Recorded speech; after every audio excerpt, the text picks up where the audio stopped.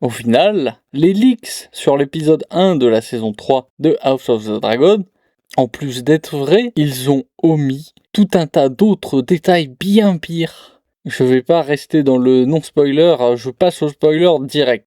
Ce qui rend quand même l'épisode déjà difficile à avaler, c'est que Aemond, il a clairement besoin de garder Aegon sous la main, soit pour pouvoir lui trancher la tête afin de ne pas être contesté en tant que nouveau roi, soit pour en faire son homme de paille. Mais non, monsieur ne pense qu'à une chose, et c'est le tunnel sombre et humide de sa daronne. Ah ça, on avait fini par comprendre qu'Aemond aimait un peu trop les femmes d'âge mûr qui pouvaient se rapprocher en apparence de sa mère. Mais tout de même, un peu de tenue n'est pas obligé de nous montrer les choses de façon aussi bas du front et crue. Or c'est là le problème de la scène où Aemond embrasse Alicent sur les lèvres. On s'attendait à une énième référence à son complexe d'Oedipe à un moment ou à un autre, vu que c'est le thème récurrent du personnage. Or, ça pousse juste le surlignage de la chose encore plus loin, sans ajouter une dimension si importante que ça. Ça fait un peu, on met l'image choc pour dire de choquer, du côté de Larys et Aegon, en se fréquentant. Au lieu de s'améliorer mutuellement, l'un comme l'autre perdent des points de QI par rapport à leurs versions respectives des saisons 1 et 2. Admettons qu'Aegon soit extrêmement fier. Ce serait au point de risquer sa vie pour de simples mots et un simple geste. Je ne comprends pas. Et Larys, il fallait vraiment qu'il ait zéro imagination pour finir par avouer qu'il voyage avec le roi, au lieu d'inventer un quelconque mensonge crédible. Il suffisait de dire qu'Aegon était subitement devenu muet suite à ses blessures et qu'il ne pouvait pas s'agenouiller à cause de ça. Il aurait ainsi coupé l'herbe sous le pied d'Aegon en évitant de le mettre devant le choix de compromettre leur discrétion ou de s'humilier. Rhaenyra, elle, pour sa part, elle reste la même, toujours victime de la foi du parieur addict, persuadée qu'il va se refaire sur un miracle. Elle croit vraiment dur comme fer que sa petite promesse avec Alicent, où elles se sont tenues par le petit doigt, va suffire à convaincre tout le monde de ravaler ses rancœurs, de s'asseoir sur leur vengeance, parfois bien légitime, bref, de faire taire toute leur rancœur juste parce que les deux régentes qui ne le sont qu'à moitié se sont promis de faire la paix. On a aussi la capitaine sauvageonne de la triarchie, qui est un tragique mais très réaliste exemple de l'incapacité à voir clair quand la rancune nous guide. Et bon, ça, malheureusement, ça va au-delà de la fiction. On est tous un peu concernés par ce travers. Enfin, quand même, au fond, faut voir que Rhaenyra, c'est vraiment la pire dirigeante possible en soi, puisqu'elle ne se soucie que de ce qu'elle désire, elle, soi-disant la paix, mais elle écoute très peu ses sujets qui, eux, veulent en découdre avec les Verts. Elle les prive de la bagarre. Mais alors, aussi, la sauvageonne bien cliché qui dirige la triarchie, elle devrait passer plus de temps à dessiner des vulves qu'à étudier la stratégie militaire, puisque franchement, réduire ses forces militaires pour aller massacrer des civils en pleine bataille, juste pour énerver l'ennemi, c'est original. Heureusement, dans ce premier épisode, mes yeux ont été bénis par la vision des splendides armures de l'épisode, qui sont le parfait équilibre entre décoration fantaisiste et fonctionnalité crédible.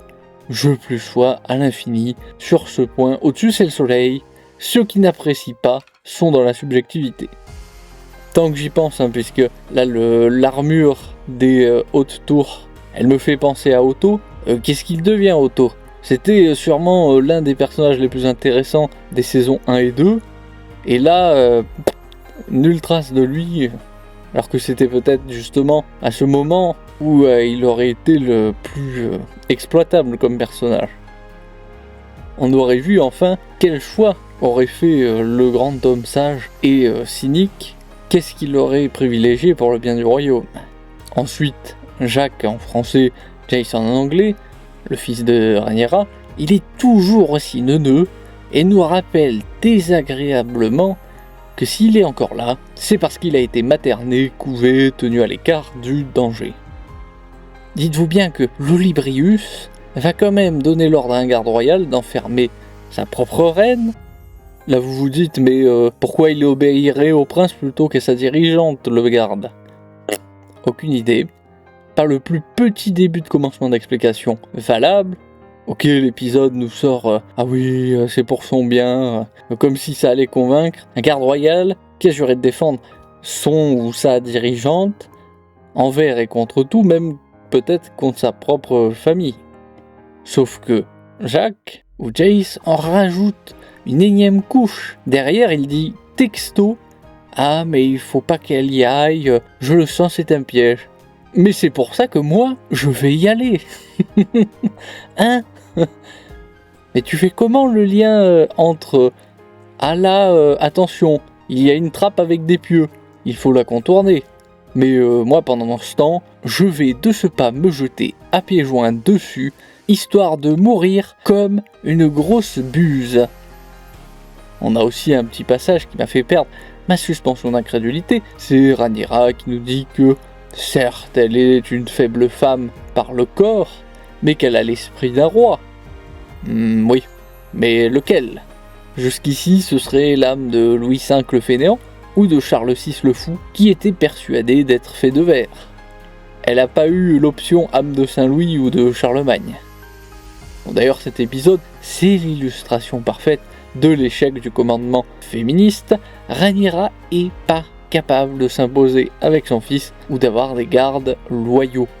De son côté, la sauvageonne qui dirige la triarchie ne sait même pas comment définir le mot stratégie, tellement elle fait n'importe quoi avec sa flotte.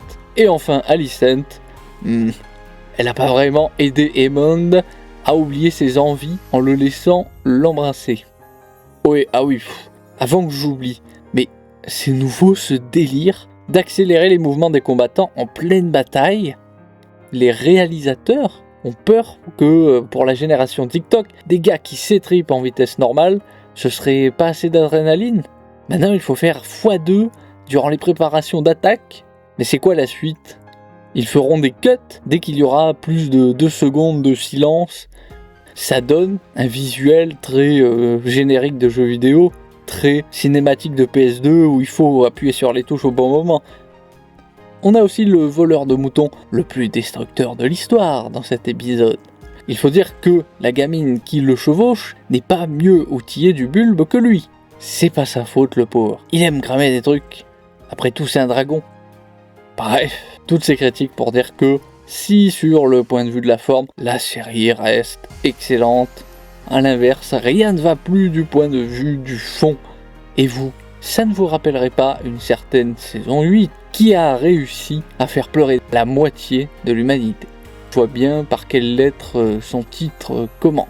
Bref, sur ce, abonnez-vous, mettez un pouce bleu, activez la cloche des notifications, laissez un commentaire pour faire savoir ce que vous avez pu penser de cette vidéo, et je vous retrouve au fil de l'actualité.